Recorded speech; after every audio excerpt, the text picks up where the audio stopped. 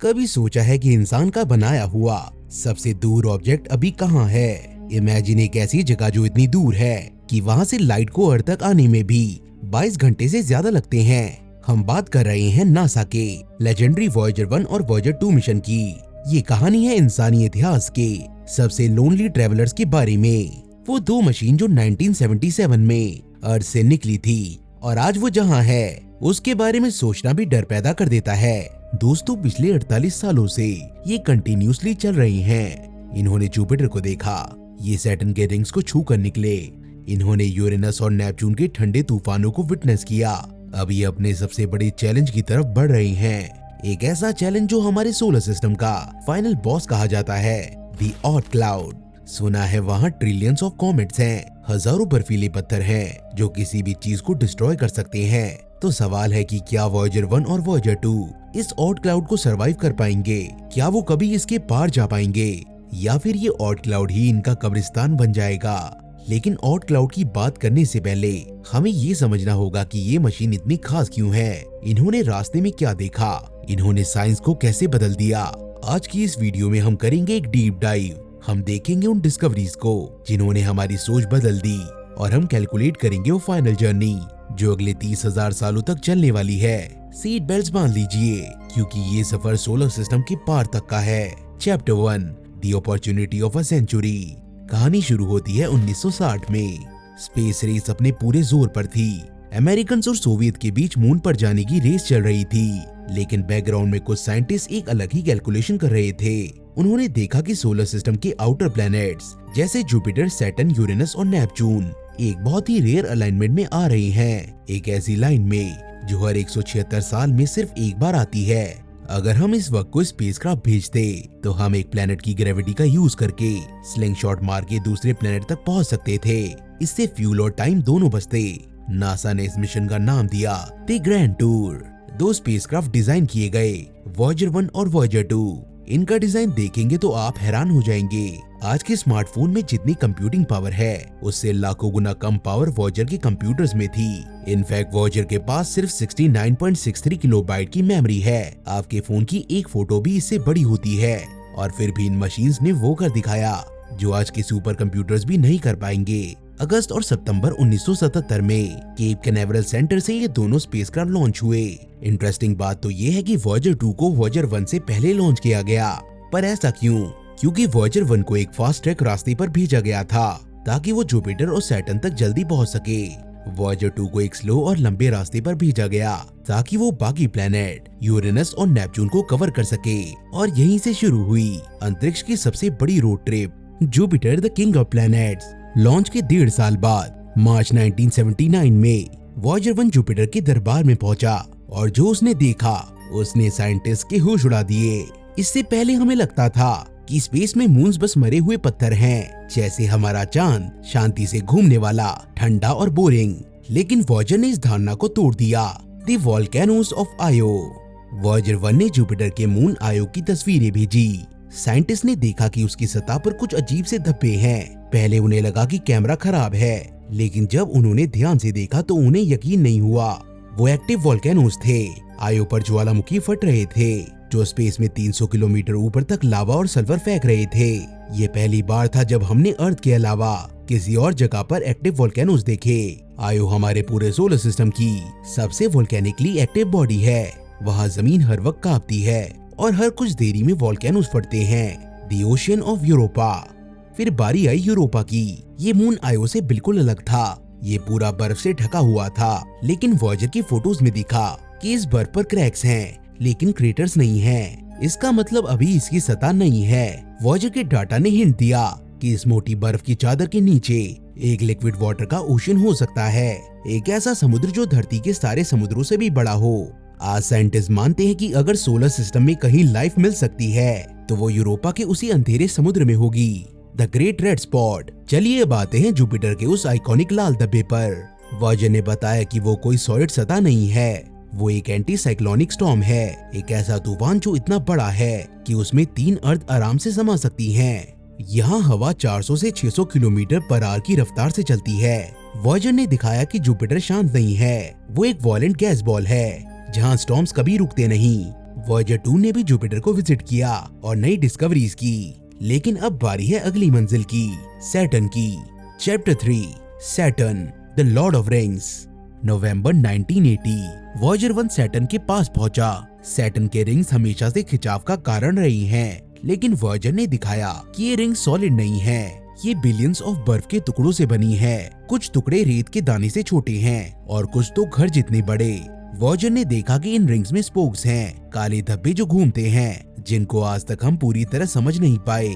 और उसने डिस्कवर किए शेपर्ड मून्स, जैसे प्रोमीथियस एंड पेंडोरा। ये छोटे मून्स रिंग्स के पार्टिकल्स को ग्रेविटी से कंट्रोल करते हैं। ये उन्हें बिखरने नहीं देते। लेकिन सैटर्न पर सबसे बड़ी डिस्कवरी थी टाइटन। टाइटन सैटर्न का सबसे बड़ा मून है। वॉयेजर 1 को स्पेशल ऑर्डर्स मिले थे, बाकी सब छोड़ दो, टाइटन के पास जाओ। पर ऐसा क्यों?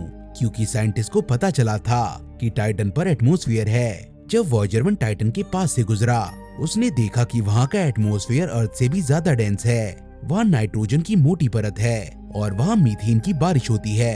हाँ, आपने बिल्कुल सही सुना, पानी की नहीं, लिक्विड गैस मीथेन की बारिश। वहाँ झीलें और नदियाँ बहती हैं, लेकिन वो पानी की नहीं, लिक्विड मीथेन और इथेन की हैं। वॉयेजर 1 का रास्ता टाइटन को देखने के चक्कर में चेंज हो गया और वो सोलर सिस्टम के प्लेन से ऊपर की तरफ निकल गया। उसका प्लैनेटरी मिशन यहीं खत्म हो गया। लेकिन वॉयेजर 2 अभी भी रेस में था। Chapter 4, Uranus the tilted ice giant. January 1986 Voyager 2 अकेला था।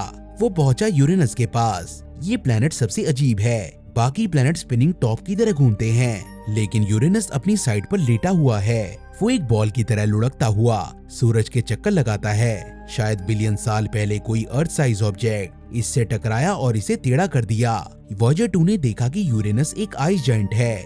यहाँ टेम्परेचर -224 डिग्री सेल्सियस तक गिर जाता है। उसने वहाँ 10 नए मून डिस्कवर किए।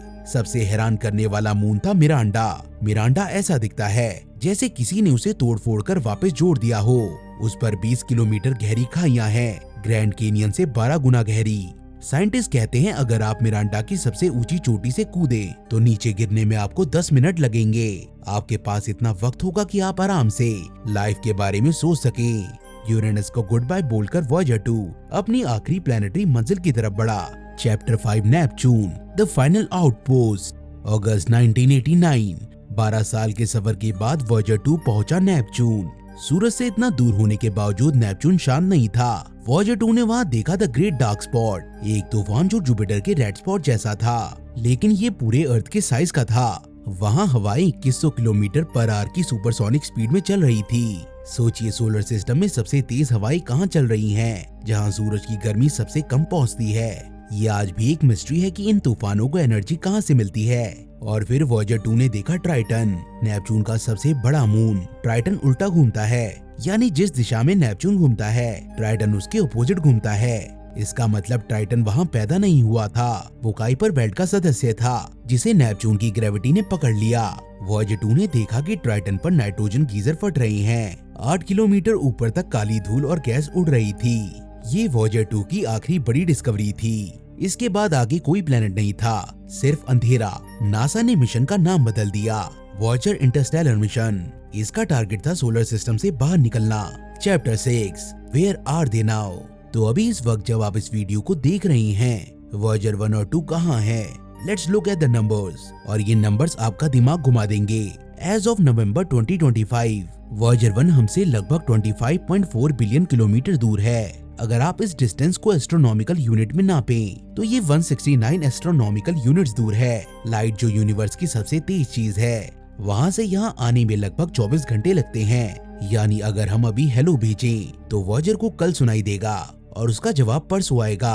वॉयेजर 2 थोड़ा पीछे है, ये हमसे लगभग 20.8 बिलियन किलोमीटर दूर है। ये दोनों अब ऑफिशियली इंटरस्टेलर स्पेस में हैं। अगस्त 2012 में वॉयेजर 1 ने और नवंबर 2018 में वॉयेजर 2 ने हीलियोपॉज को क्रॉस कर लिया था। हीलियोपॉज वो बॉर्डर है जहाँ सूरज की मैग्नेटिक फील्ड और सोलर विंड का असर खत्म हो जाता है और डीप स्पेस की ठंडी इंटरस्टेलर विंड शुरू हो जाती है। टेक्निकली ये सोलर सिस्टम के प्लैनेटरी हिस्से से बाहर है, लेकिन, और ये बहुत बड़ा लेकिन है, ये अभी भी सोलर सिस्टम से पूरी तरह नहीं निकले हैं, क्योंकि सोलर सिस्टम सिर्फ प्लैनेट तक सीमित नहीं है। सूरज की ग्रेविटी का असर बहुत दूर तक है। और वहीं आता है हमारा आज का main topic, the Oort cloud. Chapter 7, what is the Oort cloud. Scientific term में समझिए, ऑट क्लाउड एक थ्योरेटिकल बबल है जो हमारे पूरे सोलर सिस्टम को चारों तरफ से घेरे हुए है। ये एक डिस्क नहीं है, ये एक स्फीयर है, एक बॉल की तरह। इसका नाम डच एस्ट्रोनॉमर जैन ऑट के ऊपर रखा गया था, जिन्होंने 1950 में प्रिडिक्ट किया था कि कॉमेट्स कहां से आते हैं। देखिए, कॉमेट्स दो तरह के होते हैं, शॉर्ट पीरियड कॉमेट और लॉन्ग पीरियड कॉमेट। चलिए पहले समझते हैं शॉर्ट पीरियड कॉमेट के बारे में। शॉर्ट पीरियड कॉमेट वो कॉमेट होते हैं जो जल्दी जल्दी वापस आते हैं। ये काइपर बेल्ट से आते हैं, जैसे हेलीज कॉमेट। लॉन्ग पीरियड कॉमेट वो कॉमेट होते हैं जिन्हें वापस आने में हजारों साल लगते हैं। जैन ऑट ने सोचा ये कहां से आ रही हैं? जरूर कोई रिजर्वॉयर बहुत दूर होगा। वही रिजर्वॉयर ऑट क्लाउड है। चलिए अब इस ऑट क्लाउड को थोड़ा और डिटेल में समझते हैं। साइंटिस्ट का मानना है कि ऑट क्लाउड का इनर एज शायद 2000 AU से 5000 AU के बीच में होगा।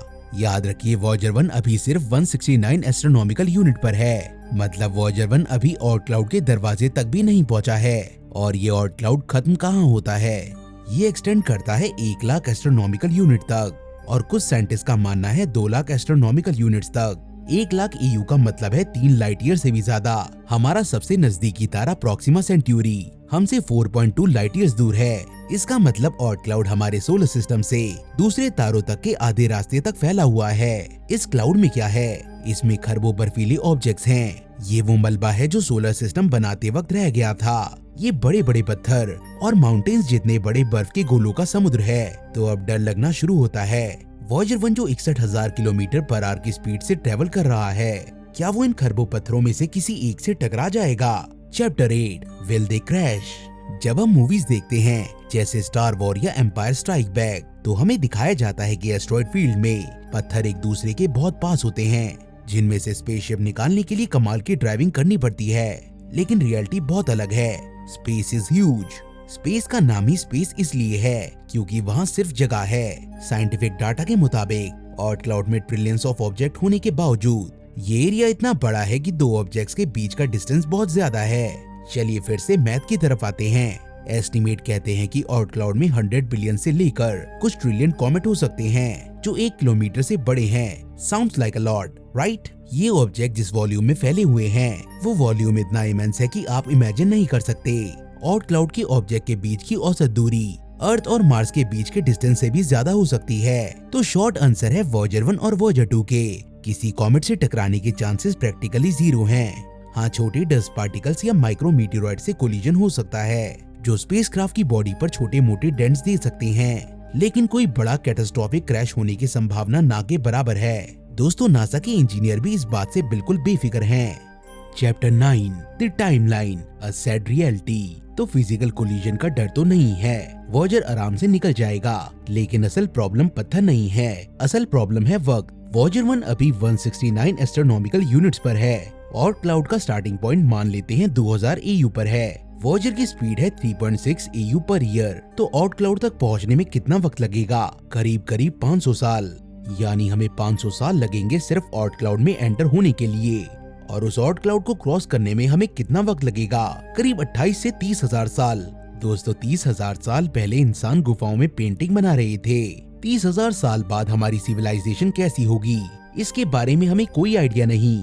वॉयेजर 1 और 2 उस ऑट क्लाउड के अंधेरे में 30,000 साल तक अकेले सफर करते रहेंगे। और सबसे दुख की बात तो ये है, हमें उनके वहाँ पहुँचने की खबर भी नहीं मिलेगी।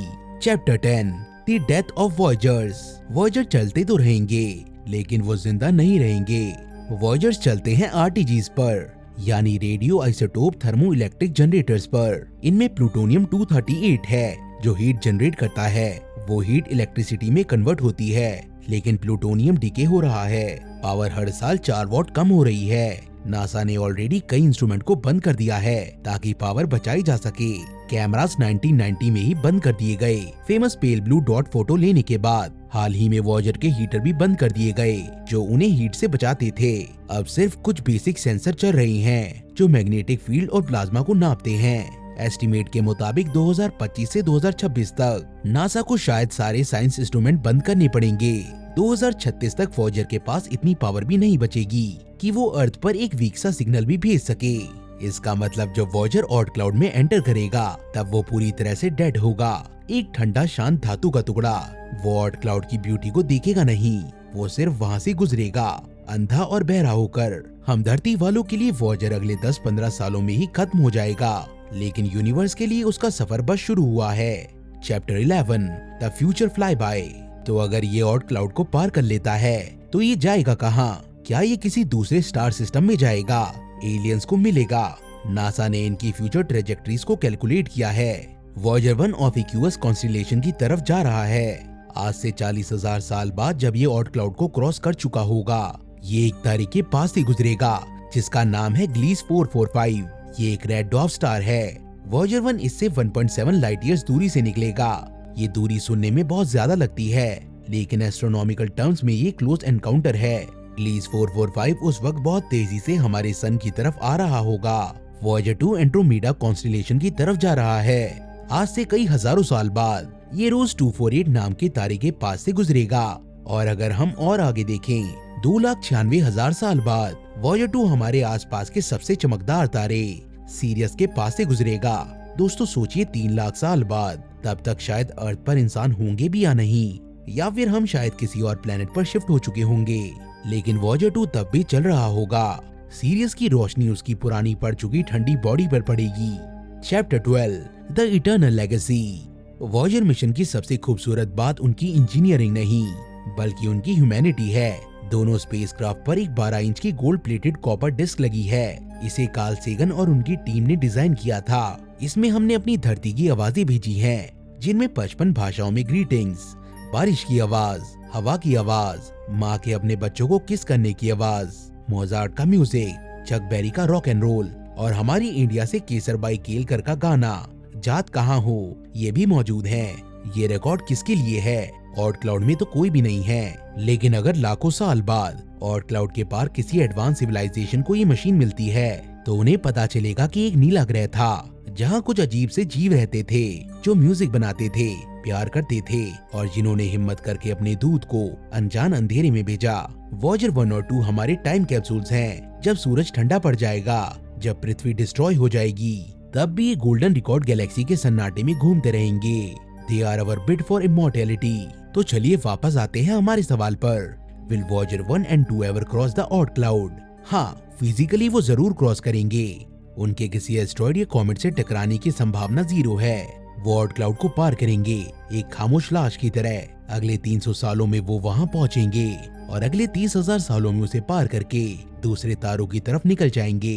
ये सोचना थोड़ा उदास कर देता है कि हम उन्हें वहाँ पहुँचते हुए नहीं देख पाएंगे, हम उनका फाइनल डाटा रिसीव नहीं कर पाएंगे।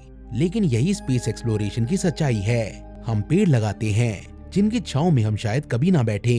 वॉयेजर हमारे वही पेड़ हैं जिनका सफर हमें सिखाता है कि यूनिवर्स कितना बड़ा है और हम कितने छोटे हैं, लेकिन साथ ही ये भी दिखाता है हमारी क्यूरियोसिटी, हमारा ज्ञान और हमारी हिम्मत कितनी बड़ी है। आपको क्या लगता है, क्या कोई एलियन सिविलाइजेशन कभी वॉयेजर को ढूंढ पाएगी, या ये हमेशा के लिए भटकते रहेंगे? कमेंट्स में जरूर बताएं। अगर आपको ये स्पेस जर्नी पसंद आई तो वीडियो को लाइक करें और चैनल को सब्सक्राइब करें। हम ऐसे ही डीप स्पेस मिस्ट्रीज लेकर आते रहेंगे। Until then, keep looking up, stay curious. I'll see you in the next one.